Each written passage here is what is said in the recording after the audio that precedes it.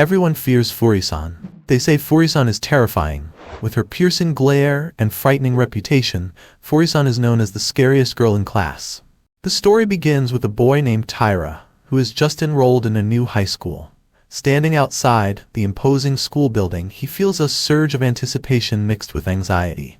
This is it, the moment he's been waiting for. Junior high had been a blur of monotony, devoid of excitement or memorable experiences. But now he hopes this new chapter will be different, filled with purpose and the chance to start fresh. As he steps inside, his eyes are drawn to a seating chart posted on the wall. Curiosity piqued, he scans it eagerly, searching for his name. When he finds it, he discovers he's assigned to sit next to a girl named Furi Yuko.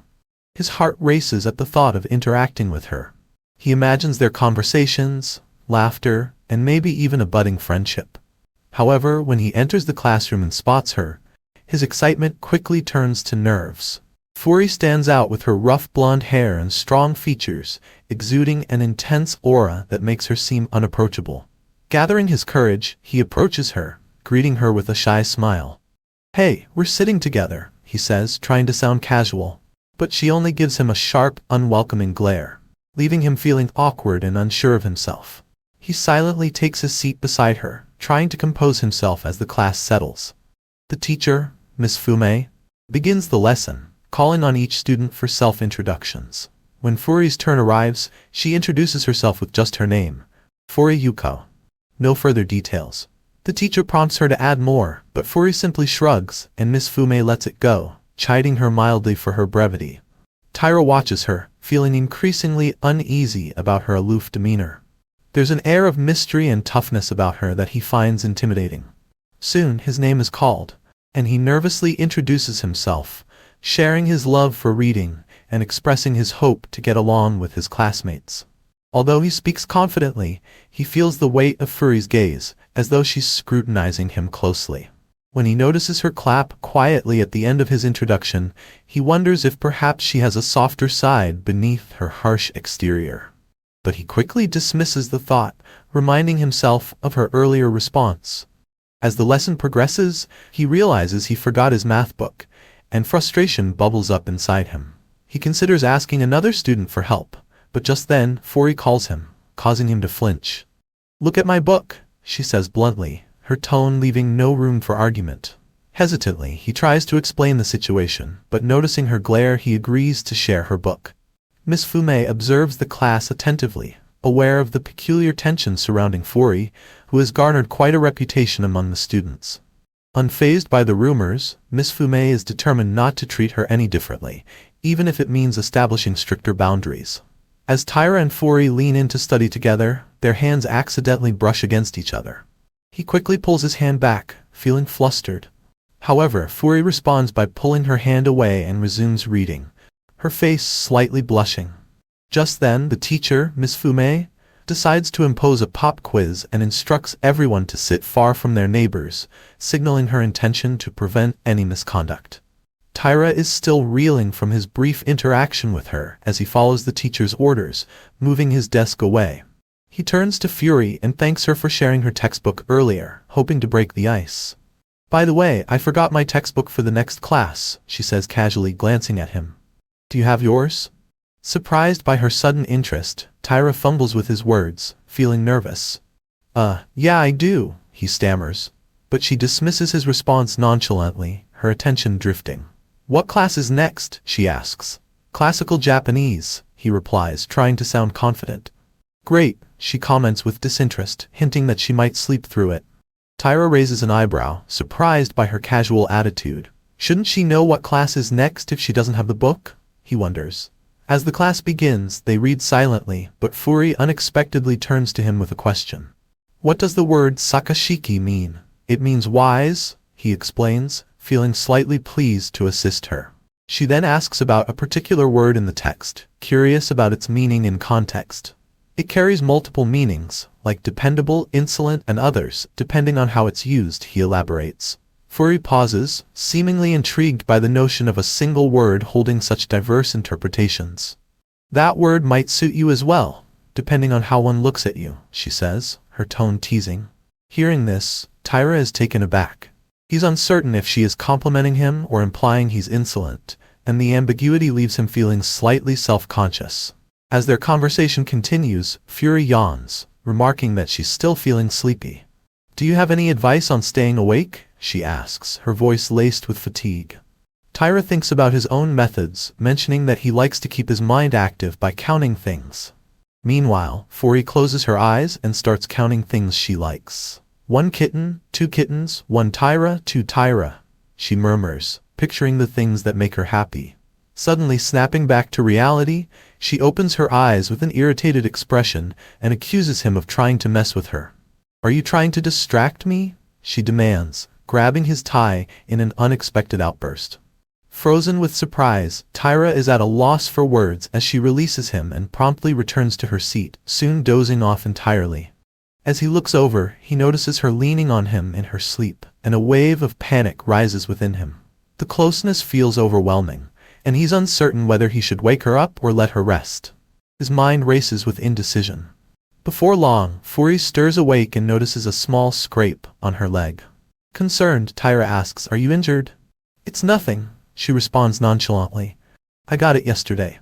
Interpreting her calm reaction, he wonders if she'd been in a fight, guessing from her tough demeanor. In her mind, Fury recalls the previous day when her younger brother had insisted she play with him. She had jokingly told him to be careful if he didn't want to get hurt. When he started hitting her playfully, she tried to fend him off, urging him to stop. Later, when she finally arrived home and lay on her bed, she spent time looking up romance techniques on her phone, trying to understand how people express affection. Her younger brother, lying on her belly while she continued her search, noticed her on her phone and asked, "What are you doing?" Fury answers Taira's question in her typical blunt way, and he accuses her of lying, insisting she tell the truth. She feels that most of what she found online would be too embarrassing to try, yet she can't help but scroll through, wondering if any of it would help her connect better with others. Deep down, she silently hopes to find something simpler, something she might actually consider trying in her interactions.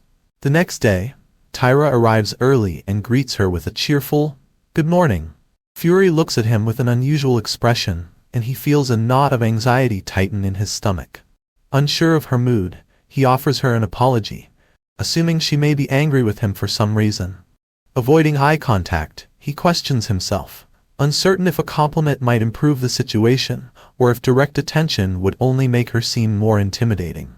As she observes his reaction, Fury remembers a suggestion she read the previous day. A warm smile could make someone fall in love.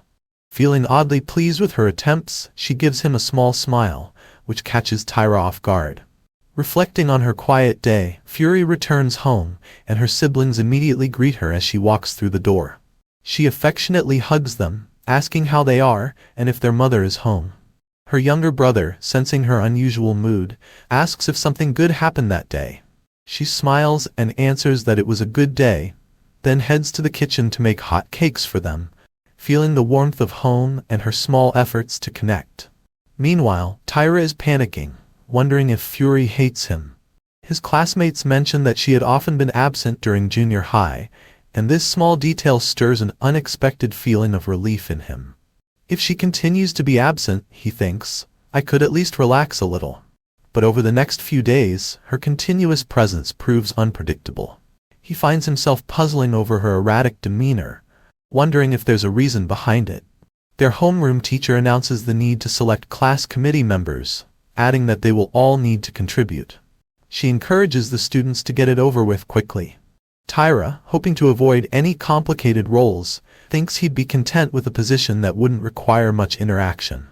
When the teacher asks for volunteers for library duty, he raises his hand, preferring the solitary nature of the role over the responsibility of class representative. To his surprise, Fury also raises her hand. The teacher notices their simultaneous interest and pauses, but they both immediately claim it was a mistake, each retracting their offer. The teacher continues with the other roles, calling for healthcare representatives. Once again, both of them raise their hands, only to withdraw their offers, insisting it was another mistake. This pattern repeats for the disciplinary and radio committees, both of them unintentionally volunteering each time, and then quickly apologizing. Growing increasingly frustrated, the teacher finally instructs them to stop and announces that they will serve as class representatives. Taira silently bristles at the decision, feeling frustrated at having a responsibility he'd hoped to avoid. He even attempts to persuade the teacher that Furi might not be a good fit, but the teacher, observing her aloof demeanor, questions if she truly wants the role. Confidently, Furi answers that she can handle it. The teacher reaffirms that they will manage the representative tasks together. As they stand before the class, Taira feels a surge of irritation at the idea of taking on more responsibility. Impulsively, he asks Furi to take the lead on the duties. Sensing his dependence on her, she agrees, assuring him that she will handle it. However, as they stand before the class, Furi turns to him, her brow furrowed in confusion. "So what exactly are our responsibilities?" she asks, her voice low and uncertain. Taira is momentarily speechless, taken aback by Furi's earlier confidence, and now her apparent confusion. After they return to their seats, both of them appear blank and slightly disoriented as the class settles down. Furi suddenly asks him about a DVD, inquiring curiously what it is. "It's a documentary about animals," he explains, chuckling as he admits, "I know it might seem odd to some people." To his surprise, Furi expresses genuine interest in watching it, moving closer to examine the DVD. Feeling flustered by her closeness, Taira hesitates. It's not mine to give," he stammers, suddenly nervous. "I'll just ask the original owner for permission." However, recalling her fascination with animals, he decides to exaggerate the DVD's content, hoping it will deter her from wanting to take it. "It covers wild law and even features scenes of rabbits being hunted," he tells her. Immediately, her expression shifts to one of disappointment. She becomes silent, withdrawing and leaving the room looking deeply disheartened. Taira watches her go, a pang of regret hitting him. Later in the science lab, Furi starts mixing chemicals, seemingly distracted. A professor notices and warns her not to combine the substances. Meanwhile, Taira reflects on his behavior, realizing he may have gone too far in discouraging her interest in animals. The next day, wanting to make amends, he approaches her with a DVD of a collection titled 200 Cute Animals. "I found this lying around at home and thought you might enjoy it," he mentions casually, though the truth is, he went out of his way to find it. Furi is taken aback but accepts the DVD with a quiet sense of gratitude. Her gaze lingers on the cover as she thanks him, promising to take good care of it. They sit together, both momentarily lost in their thoughts. Taira thinks about how she must truly be an animal lover, while Furi reflects warmly on the gesture, appreciating it as a thoughtful gift from him. After a slight pause, she asks him for his contact number. For a moment, he feels uncertain, wondering if she intends to use his number to call on him for errands. Rationalizing that it would be easier to decline now than to find himself tangled in her requests, he fabricates a quick excuse, telling her that he recently lost his phone.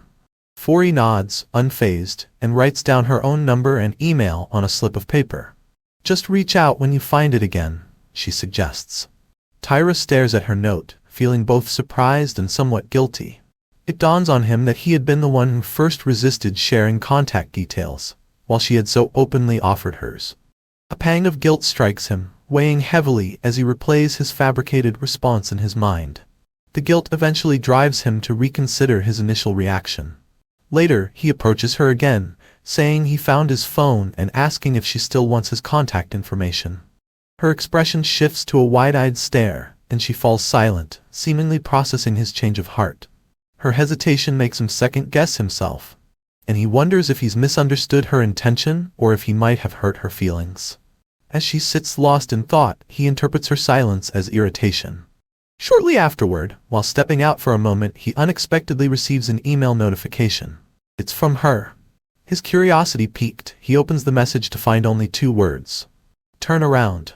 Turning, he sees her peeking at him from behind the wall, her gaze shy and tentative.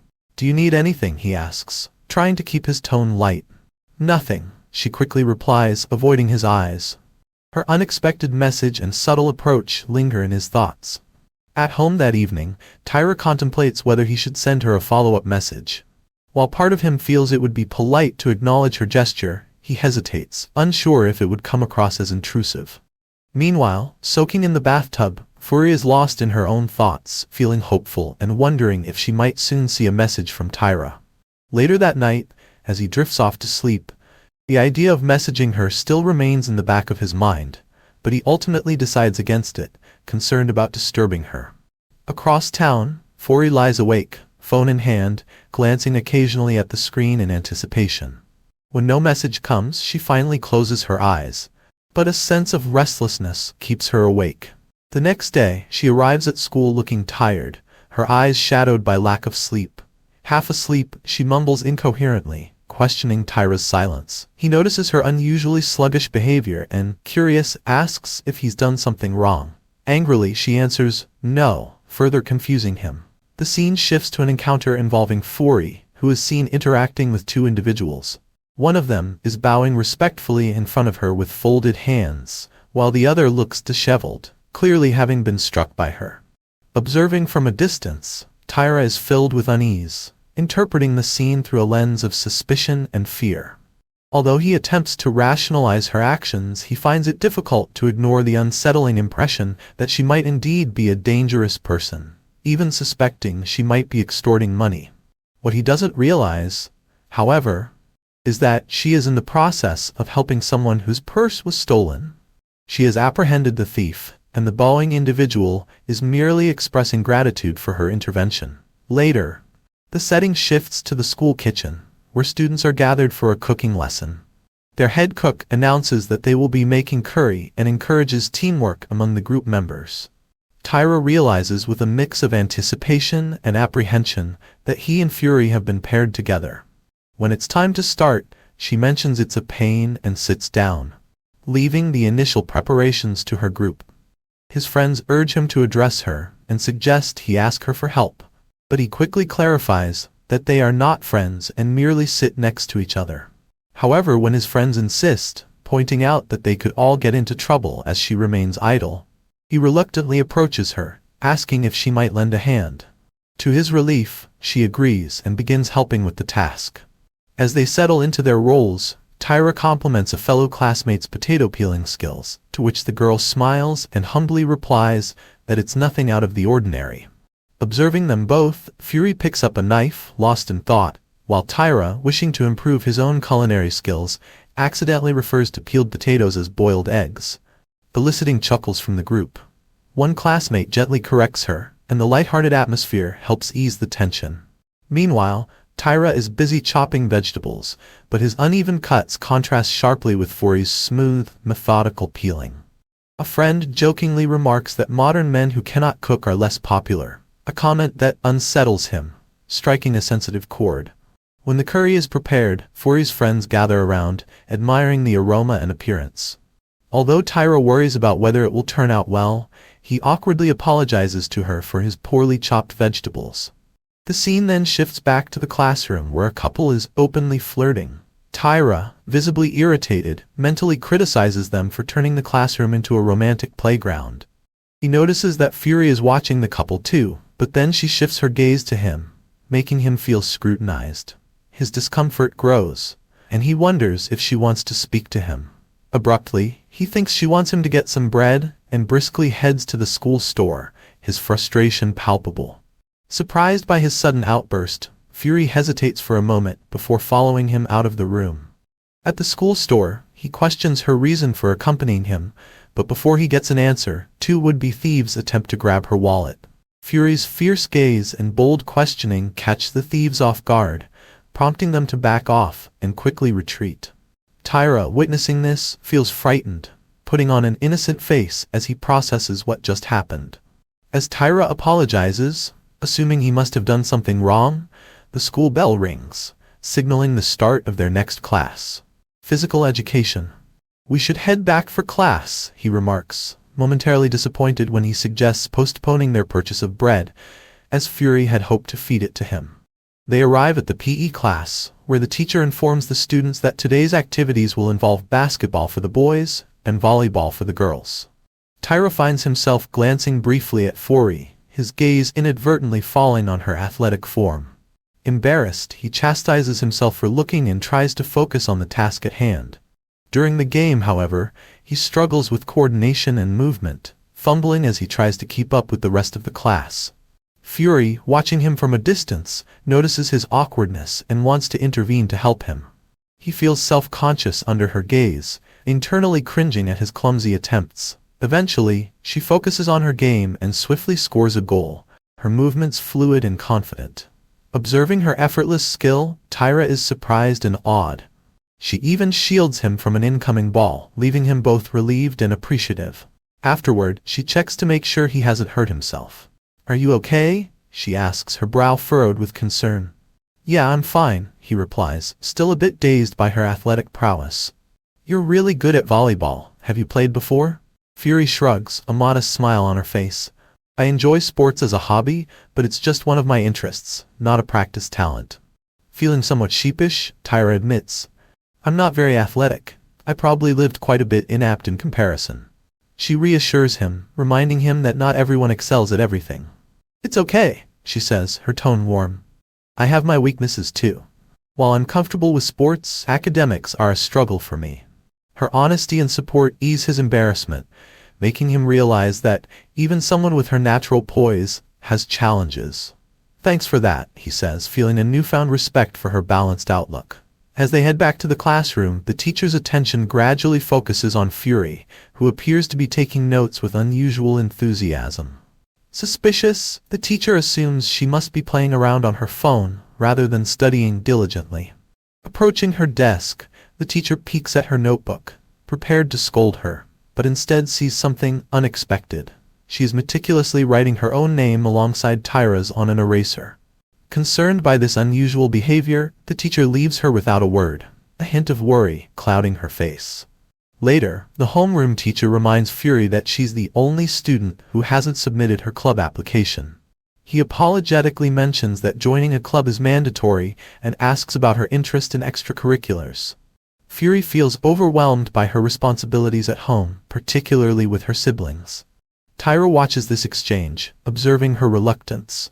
Suddenly, the teacher shifts focus to him, suggesting that he guide her toward the fan club he has joined, hoping she might find it appealing. Tyra is taken aback, politely pointing out that such a decision shouldn't be made without her consent. But Fury instantly agrees, her eyes lighting up with interest. As they walk together down the hallway, Tyra introduces the fan club to her, explaining its low-maintenance appeal. "There are only 2 current members," he says, "but I find it relaxing compared to the demands of other options." His casual approach piques her interest, and she listens attentively as he describes the other member, a serious but amicable addition who joined this year. When she inquires if they know each other from junior high, Tyra nods. Tyra clarifies that he and the other member met in high school solely through their shared choice of the same club. As they make their way to the club room, they stop in front of a door marked Manga Anime Fan Club. Fury's eyes widen slightly with surprise, and she turns to him hesitantly. "Is this one of those otaku things?" she asks, noting that, though she isn't familiar with it, she's heard that such clubs can be unusual. He feels slightly flustered and raises his voice defensively. "This club is different. There's no judgment here. You can read any manga you like." Standing close to him, Fury feels a slight shyness at their proximity. Just then, the club president, Okuda Tako, strides into the room, radiating an air of serious intensity. He sharply orders them to quit their nonsense and tomfoolery, declaring that it's time for figurine appreciation and asking for peace in the room. Fury stands there, taken aback and speechless, absorbing his fervor. Curious, Okuda whispers about her presence, questioning why this blonde-haired girl is here. Tyra quickly introduces her, explaining that she's considering joining the club. However, Okuda appears unimpressed and wary. He recalls hearing countless rumors about her supposed misbehavior and adamantly declares that under no circumstances can she be permitted entry. Tyra interjects, explaining that their teacher requested he bring her to the club as part of her extracurricular requirements. Still unconvinced, Okuda adamantly declares that their club is a sacred space dedicated to people with unwavering devotion to love, particularly the love depicted in anime and manga. He argues that anyone who lacks that commitment has no place within these walls, suggesting that she leave, noting that joining this club might not be in her best interest. Fury, however, questions whether a particular doll is from a specific collectible series known as Periberry. They freeze momentarily, unable to respond.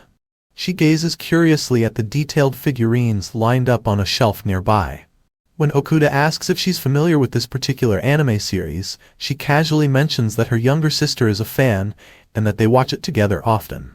She adds that her family has quite a collection of related figurines at home. Okuda asks her about her favorite character, and she answers, Dark Alma. He reflects on her choice, thinking that she has excellent taste. He even admits that he has a particular fondness for Ichigoan, despite the character being a villain. Fury appreciates the complexity of the character and feels a strong desire to support her. In his excitement, Okuda falls to the ground before her and implores her to join the club. However, she responds by saying she doesn't think she'll be able to handle the intensity of the club's activities and decides to look elsewhere. Okuda tries to convince her, suggesting that she would enjoy having lively discussions about Precure. But she remains uninterested and begins to make her way out, remarking that there is nothing to gain from the club. He insists, offering her the position of vice president of the club, but she refuses. In an attempt to appeal to her, he offers her the freedom to do as she pleases with Tyra. After a moment's thought, she humorously considers the idea and eventually agrees. Her response leaves Tyra visibly upset, prompting him to pull Okuda aside to question why he's allowing such behavior. Okuda, somewhat sheepish, admits that he simply wants her to become involved in their club, especially to engage in conversations about Precure. Meanwhile, Fury calls for Tyra to sit down and gestures toward a chair. He, still confused, complies but remains uncertain about the situation. As she inquires about the activities of the club, Tyra explains that the fan club is relatively new and lacks any particular focus. Tyra mentions that the members mostly bring manga from home to share, but otherwise it's a casual environment. He reflects on how surreal it feels to be discussing manga with Fury. Okuda, still eager to impress her, asks about her tastes in manga. Taking a moment to consider her preferences, he lightly suggests that she might enjoy Yakuza stories but then mentions sports stories as well. Fury surprises them both by admitting that she often reads shoujo manga, acknowledging that it may not fit her outward image. They exchange surprised looks, momentarily speechless. Okuda, now more animated than ever, exclaims with delight that having a maiden like her in their club brings a new opportunity for them to try something different. Specifically, he hopes she'll participate in cosplay. Feeling increasingly uncomfortable with the direction of the conversation, Fury informs them that she's leaving and suggests they pretend she never joined. Okuda apologizes for the awkwardness and assures her that he will go with her to explain everything to the teacher. In his usual over-the-top manner, he dramatically falls to her feet once more, apologizing for his earlier foolish remarks and vowing to restrain himself in the future. Tyra, embarrassed by the whole exchange, also tells Okuda that his behavior is unnecessary. Okuda, realizing the impact of his actions, repents for his behavior. Fury acknowledges his passion but requests that he doesn't pressure her into embracing his hobbies. While she doesn't fully understand them yet, she remains open to learning in the future, though she finds his behavior strange. Overwhelmed with emotion, Okuda begins to cry, but Fury, irritated, firmly tells him to stop. Don't act that way again, she warns. Tyra, witnessing the scene, calls her nice, but she dismisses the compliment, telling him not to misinterpret her understanding. Okuda expresses his support for their pairing, prompting a stern response from her. As Fury prepares to leave, Okuda offers her a maid outfit catalog. Though skeptical, she reminds him of his previous comments. Embarrassed, Okuda clarifies that she misunderstood, mentioning Tyra's fondness for maid outfits. Fury is still amused but not entirely convinced. I'll take a look at the catalog, she agrees, her curiosity piqued. The scene shifts to a classroom where a student, Maida Kaho, mentions that something has been troubling her recently. She feels scared of the delinquent-like girl with blonde hair sitting behind her. Maida recalls that this is the same girl who stood out in a bad way during the entrance ceremony. To think she would be sitting right behind her is unsettling, especially with all the scary rumors circulating about her. With these thoughts swirling in her mind, Maida looks back at Fury, who appears to be engrossed in something on her phone.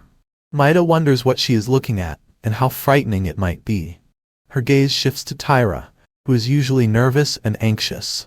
She thinks that he is generally uneasy around Fury, though she has occasionally seen them hang around together. This troubles her deeply, and she worries about how much he must be tormenting him. Perhaps she has found his weakness and forced him to become her servant, she thinks. At this moment, Maida glares at Taira. Noticing her intense stare, he asks if she needs something, but she nearly tells him that she is just looking at him. Maida resolves to do her best to avoid getting involved with Furi or anyone connected to her. Meanwhile, she accidentally steps on her eraser while walking, quickly takes responsibility, saying that she made it dirty, and that it is entirely her fault. Maida, startled, insists that she was the one who knocked it over. Yuko then offers to swap erasers, explaining that hers is practically new since she hasn't used it much. She gives Maida the eraser, apologizing, and stating that she is the one who should be sorry. Maida is surprised by Yuko's kindness, thinking that she is much nicer than she appears. However, at that moment, Yuko leans in and quietly asks if she can have the eraser back, promising to bring a better one the following day. Maida smiles and assures her not to worry about it, thanking her while returning the eraser. As Maida hands it back, she notices Yuko and Taira's names written on it. Curiosity piqued, she asks Yuko if she likes him. Yuko blushes deeply at the question, and Maida, seeing her reaction, lowers her head to her chair, muttering, "This is one of those charms, so pure."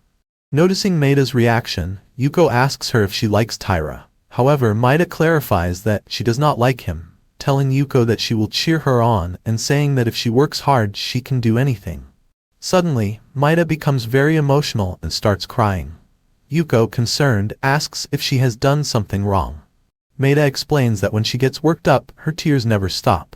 Yuko, seeing this, tells her that it seems tough and offers her a handkerchief. "Here, wipe your tears with this," she says gently.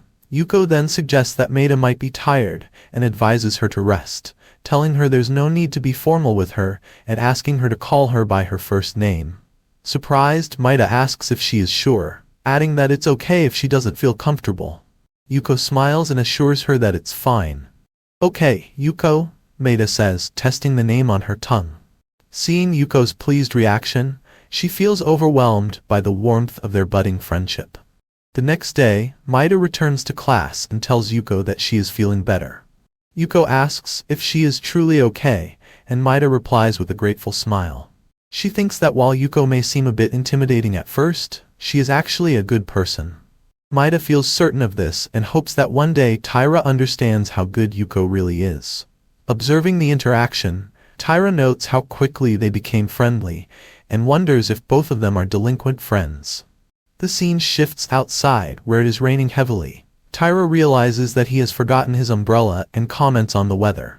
His friend Nakomo invites him to walk together. Meanwhile, Yuko arrives and calls out his name. He asks her what's wrong, and she angrily tells him to come over. Nakomo, observing the interaction, asks if she is his girlfriend.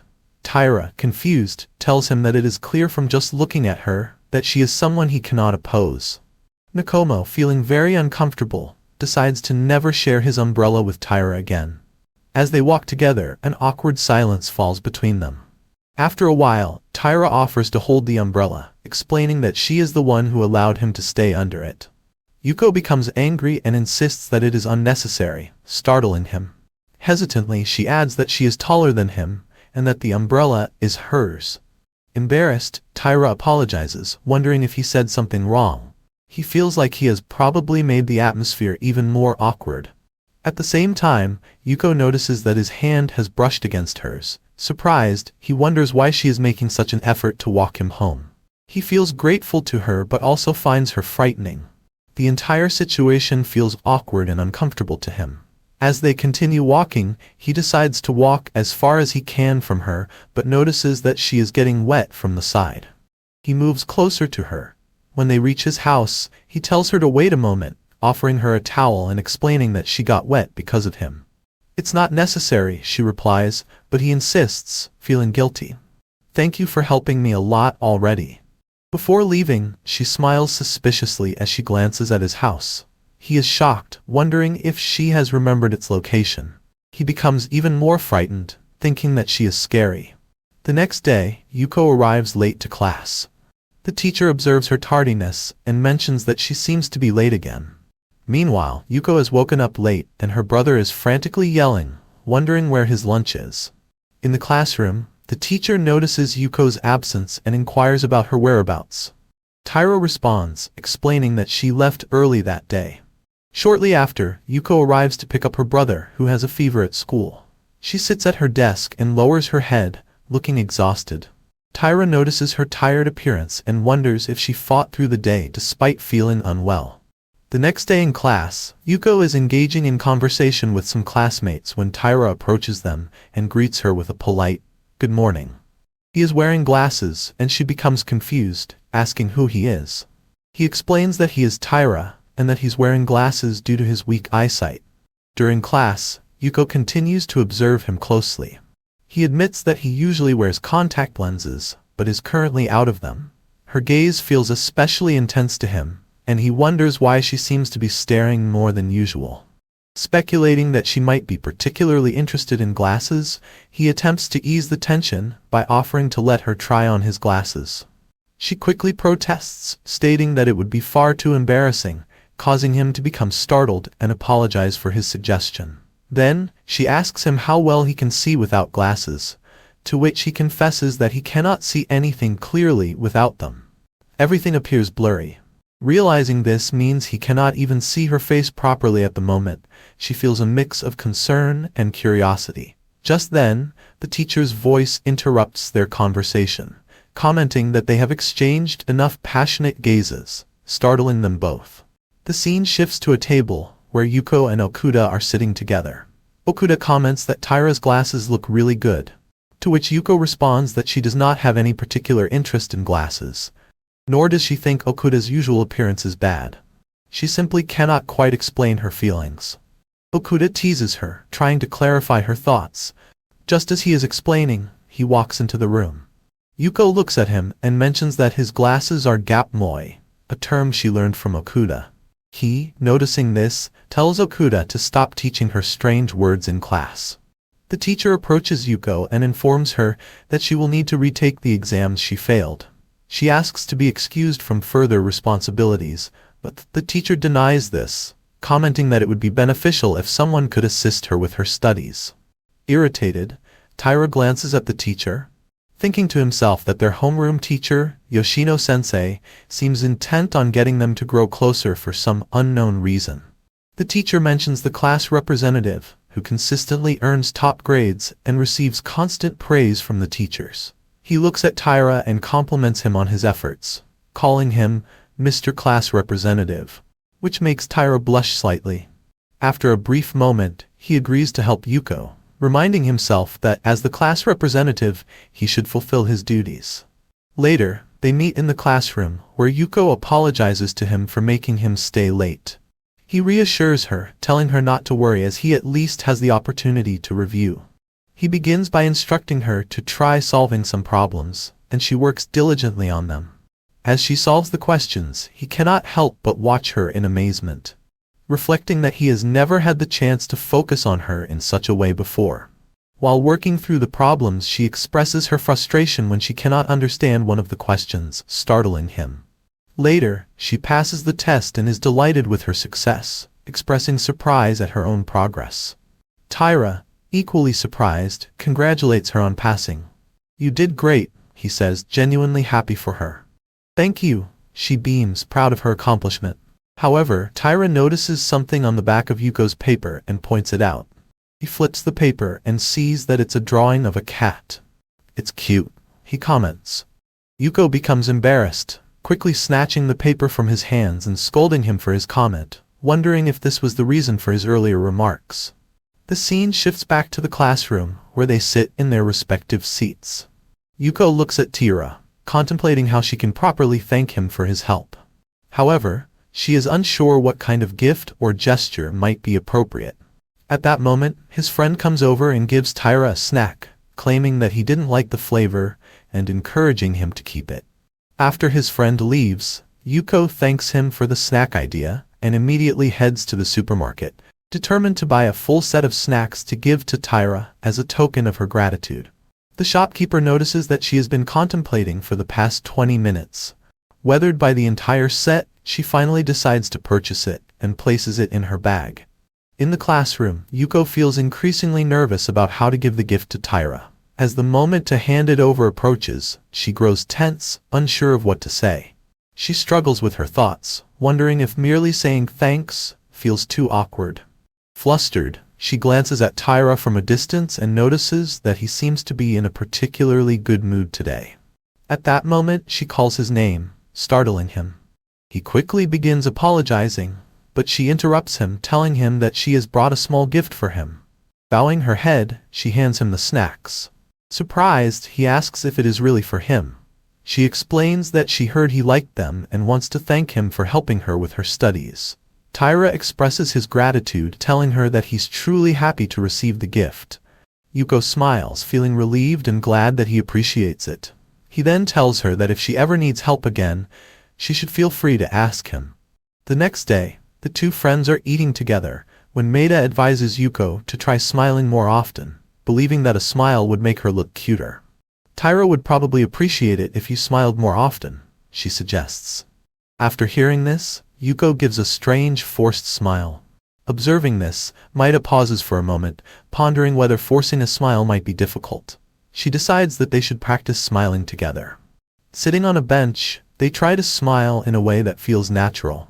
Meanwhile, Tyra stands at a distance, watching them. He sees them smiling oddly, and wonders what they are doing. The scene shifts to the classroom, where the teacher assigns duties to the students, wishing them good luck. Yuko becomes extremely excited upon realizing that she has been paired with Tyra for the task. The thought of working with him lingers in her mind as she heads home that day. At home, she starts making pancakes. But her thoughts remain preoccupied with the upcoming duties. Eventually, she falls asleep, still enthusiastic. The next morning, as she heads back to school, the thought of her duties with Tyra continues to occupy her mind. Absorbed in her thoughts, she arrives at school only to find that the gate has not yet opened. Later in class, she suddenly walks up to some students chatting and asks them to hand her notebook. One of them apologizes and quickly hands his notebook over. His friend, sitting nearby, silently thinks that he wants no involvement in this situation. Shortly after, Tyra arrives and tells her he'll take them to the staff room. She states that she can take care of it herself. His friend observes this exchange, feeling sympathy for Tyra, and thinking that it must be difficult for him to be paired with her for the duties. Noticing that she is carrying a lot of books, Tyra suggests that they split the load and carry them together. She agrees and thanks him. The two of them walk together to the staff room, where his friends observe them in surprise. As they are about to leave, they are instructed to go to the materials room and collect the teaching materials for the next class. As Yuko and Tyra enter the materials room, they are both surprised by the size of the items they are required to carry. Yuko picks up the larger item, but Tyra quickly stops her, insisting that he can't let a girl carry something so heavy. His words touch her deeply, but as he attempts to lift the item himself, it proves to be too heavy for him. Maybe we can lift half of it together? He suggests, reflecting on his honesty. Yuko agrees, and together they manage to lift the items and transport them to the classroom. Upon arriving, they tackle other manual tasks together, and the teacher compliments them on their good work. Yuko responds modestly, saying, "It's no problem. I could do this every day if necessary." Later, as they walk outside the building, Yuko thinks about the beautiful weather, noting that it is a perfect day. Suddenly, a stray cat approaches them. Tyra picks it up, asking if the cat is lost. The cat starts licking him, and Yuko, observing this, feels a pang of jealousy and frustration toward the cat. Tyra, clearly fond of the animal, cuddles it and invites her to pet it. Just as she is about to reach out, the cat gets frightened. "It might have been your sudden movement that scared it," he tells her. He then suggests that she place her hand on his so they can touch the cat together. Oblivious to the situation, he reassures her that she's done it. Suddenly, the cat moves closer to her, and Tyra comments that it seems the cat likes her too. They continue to sit together and play with the cat. Yuko, somewhat amused, asks him to hold the cat in his arms while she takes a picture. He holds the cat carefully, asking if it will be okay to be in the photo with her. She assures him that it is fine. After taking the picture, she thanks the cat, feeling a sense of warmth from the moment. The next day, when Yuko arrives at school, her classmates notice her angry look and gossip about her. They whisper amongst themselves, saying that she looks terrible today, that she seems angry and how scary she appears. Yuko reflects on her restless night, having spent hours looking at the picture of Taira holding the cat. Taira, noticing her demeanor, wonders why she seems even more upset than usual. He begins to think that something must have happened to her. Yuko feels drowsy and lies at her desk, tears falling from her eyes due to sleepiness. Taira shows her a picture of the stray cat on his phone, explaining that it lives in his neighborhood. Noticing the cuteness of the cat, Yuko responds positively. He asks if she feels better now and gently probes whether she is lacking sleep, or if something else, like watching a late-night program, might have kept her awake. Though exhausted, Yuko tells herself that she won't fall asleep. Observing her, Taira thinks that she is trying to fight off sleep. At that moment, the teacher enters the room, signaling the start of the lesson. Startled, Yuko sits up straight and Taira wishes her good luck. Finally, unable to keep her eyes open, she falls asleep at her desk as the next class begins. Taira tries to wake her up, and when she sits up, he notices a small mark on her cheek. Frightened, he quickly apologizes, assuring her that he wasn't trying to make fun of her. Deeply embarrassed by the situation, Yuko turns her face away, feeling self-conscious, as she quietly sits in her seat. Taira, panicking, thinks she's mad at him, which only adds to his anxiety. After class, Yuko heads home, walking through the heavy rain with an umbrella in hand. She notices a stray cat nearby, soaked and shivering in the rain. Concerned that the cat might catch a cold, she decides to shelter it with her umbrella, leaving herself exposed to the downpour. Upon arriving home, she starts to feel unwell and develops a high fever, her head aching badly. The following day in class, the teacher takes attendance and announces that Yuko is absent due to a cold. Hearing this, Taira reflects that her absence is for the best, thinking she should rest the whole day. However, he feels bored and distracted, looking out the window at the beautiful weather and briefly finding solace in the view. Later, he approaches Yoshino-sensei, hoping to ask him something, but the teacher tells him to wait as he is busy. Taira comments that it is rare to see him busy. Yoshino explains that he has a lot of tasks to do, and mentions that after school, he has to take printouts to Yuko. Taira questions whether her house is far from the school, and Yoshino replies that it's not too far, just near the library.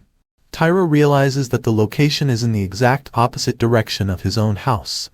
Yoshino then asks him what he wants to discuss. But Taira, with a hint of curiosity, wonders aloud if he should go to her house to deliver the printouts. Upon hearing this, Yoshino is unexpectedly moved by the idea, leaving Taira confused. He is about to leave when Okuda arrives, asking if Yuko is nearby. Taira explains that she has a cold and isn't at school. Okuda then mentions that he brought some manga he had promised to lend to her. Taira tells Okuda that he is heading to her house to deliver the printouts, and invites him to come along. However, Okuda quickly flees, leaving him a note wishing him good luck. Walking alone, Taira looks at the note and wishes Okuda had come along, thinking perhaps it would have been better if they both went together. As he reaches the area near Yuko's house, he approaches an elderly woman and asks if anyone named Yuko lives around here. The old woman smiles and tells him that her house is just 1 block away. She then inquires if he is her friend. He clarifies that he is bringing her some printouts because she's sick. The woman, surprised to learn that she's unwell, hands him something and insists he give it to her. She spreads the news throughout the neighborhood, prompting everyone to eagerly contribute fruits and water bottles as a gesture of kindness. Taira is stunned by their generosity and can't help but think of it as a tribute from the neighbors.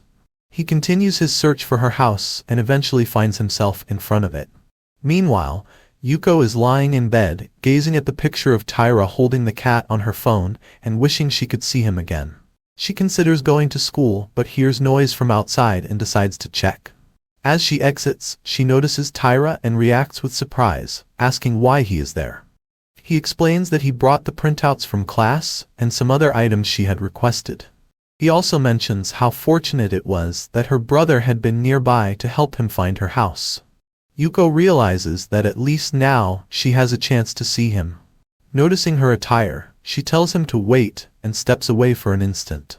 She quickly comes back, wrapping herself in a blanket and explaining that she doesn't usually look untidy, and that her hair is not typically messy. Taira reassures her that he's leaving now, telling her to rest and recover from her cold. She responds that she is feeling better now, but wishes in her heart that he would stay just a little longer. At that moment, her little brother enters and asks if he can play with Taira. Somewhat shyly, Yuko asks if he wouldn't mind playing with her brother for a little while. Taira, smiling, agrees to play for a bit. He joins her brother, who excitedly tells him to be his horse. Taira lifts the boy and sits him on his back while Yuko watches the scene. He senses her gaze and wonders if he should be careful not to let the boy fall off while playing. Before he leaves, Yuko thanks him for bringing the printouts and playing with her brother. He replies that he had fun too, and tells her to take care of herself. Her little brother, not wanting Taira to leave, pleads with him to stay. Yuko sternly tells her brother to let him go, allowing Taira to leave. As Taira walks away, he assures Yuko and her little brother that he will return. They both ask if he will really come back, and he nods confidently. After he leaves, Yuko and her little brother lie on the sofa together. Yuko notices she has received messages from both Okuda and Taira. In Taira's message, he asks about her condition. Reflecting on her fever, which is at 42 degrees Celsius, she reassures him in her reply that she is feeling better now. The next day, Yuko returns to school. Maida, noticing her, asks how she is feeling. Yuko thanks her for the message the previous day and for asking about her health. Maida replies that it was nothing and expresses relief that she is feeling better. Yuko tells her that she wants to ask her something, but just then, Taira approaches and greets her with a cheerful, "Good morning." She responds warmly and he asks her what she's doing. She explains that she isn't doing anything special and then thanks him for his text the day before. Afterward, they sit together to study. Yuko is focused while Taira looks at her, smiling warmly. As the summer season begins, she arrives at school the next day without her blazer. Her lighter appearance catches his attention, and he finds himself musing that something is refreshing about seeing her this way. Quietly, he acknowledges to himself that he feels a bit less intimidated by her than usual. As he reflects on these thoughts, Yuko walks away without noticing his gaze. Later, they both make their way to the classroom and settle into their respective seats. Yuko glances at him and observes him in his short-sleeved shirt, which gives him an air of ease and coolness. She notices a small mole on his arm and thinks that discovering such minor details about him is surprisingly enjoyable.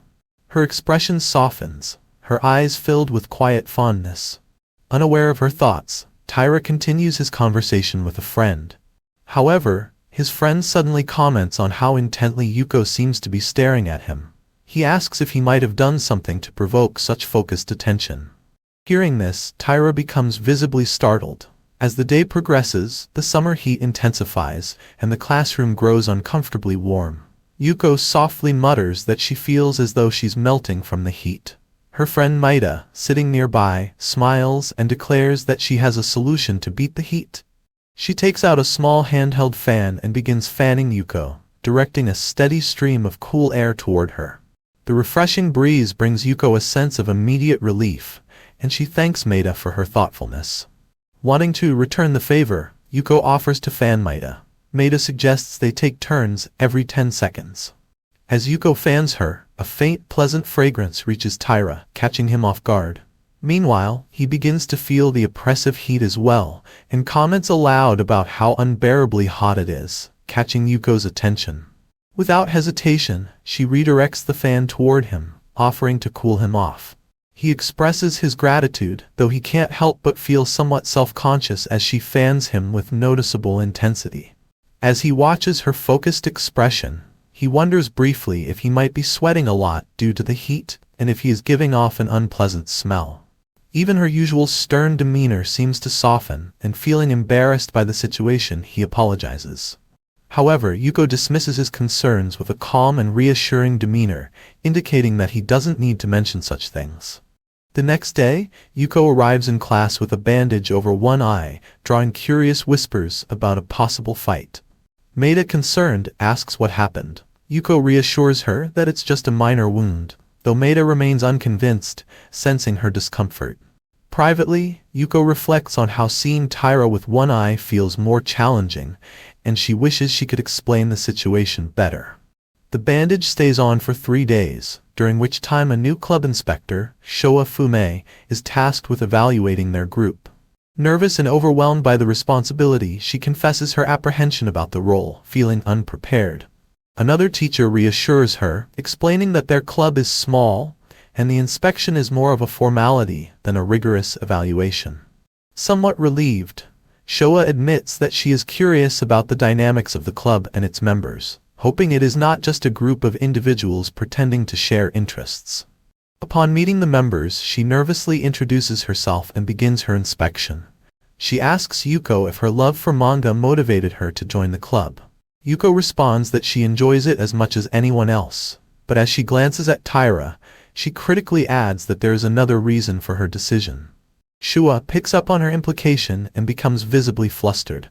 As the group settles down to read, Yuko asks Taira about the book he is engrossed in. He explains that it was given to him by Okuda. Nearby, Showa finishes her book and requests another from Okuda. Feeling a surge of happiness at seeing their interaction, the afternoon continues pleasantly. Showa eventually takes her leave, expressing gratitude for the fulfilling time she spent with them. She assures them she will visit periodically and offers her help whenever needed. The members appreciate her enthusiasm and feel fortunate to have her as their advisor, remarking that her presence brings a sense of legitimacy to the club. Before leaving, Showa stops to chat with Yuko, who comments that she likes her, saying she gives off good vibes and declaring her to be endearing, comparing her to an affectionate dog. Showa reacts with surprise but quickly warms up to the compliment. Later, during their elective art class, the students head outside to draw from nature. Taira wanders around searching for inspiration and eventually spots a tree with a rhinoceros beetle perched on its trunk. Intrigued, he sits under the tree and decides to draw the beetle. Meanwhile, Yuko searches for him and finds him sketching under the tree. Curious, she asks what he is working on, and he explains that he plans to draw the rhinoceros beetle. At the mention of the beetle, Yuko visibly recoils and screams in fright. She sits on the ground, hugging her knees, and admits that she has an aversion to bugs.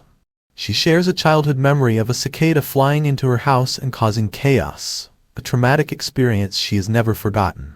In turn, she asks him how he feels about insects. He responds nonchalantly, explaining that he does not have strong feelings about them but finds rhinoceros beetles particularly fascinating and somewhat endearing. Feeling a mix of irritation and determination, Yuko vows to overcome her fear, declaring that she will also draw the beetle. He advises her not to push herself unnecessarily, but she insists, resolute in her decision not to lose to a mere insect. The two sit together and attempt to capture the beetle in their sketches. He encourages her to interpret nature creatively rather than replicate it, but she finds his suggestion frustrating. As she stares at the beetle, she questions whether it is even alive since it remains so still. He explains that rhinoceros beetles are nocturnal and are typically less active during the day. Gaining some confidence, she approaches the tree and observes the beetle up close, declaring that she might not have an issue with bugs if they are always this calm. However, just as she grows comfortable, the beetle suddenly takes flight, startling her and causing her to scream. Later, back in class, she rests her head on her desk, visibly dejected. Maeda approaches and asks how the art class went. Yuko responds, "I lost to a rhinoceros beetle," her voice tinged with frustration and vulnerability. Watching her uncharacteristically vulnerable state, Taira reflects on how rare it is to see her so genuinely frightened.